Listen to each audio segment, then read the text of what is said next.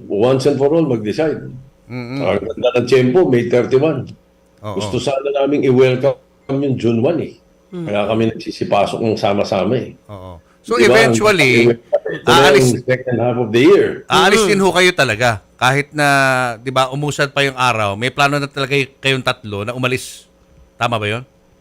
Hindi na, hindi, dinidesisyonan pa namin. Okay.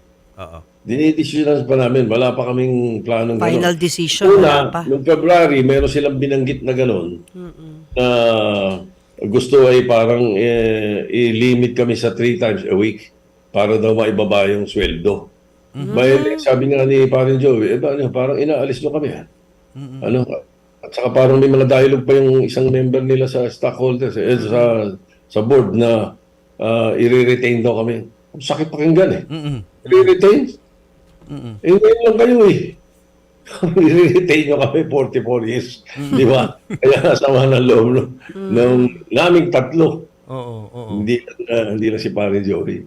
Siya lang nagsalita tungkol doon. Anyway, kaya ganun yung mga pangyayari. So, binigla kami, binigla na rin namin. At ang nakakatuwa kasi yung Air TV ng Channel 7,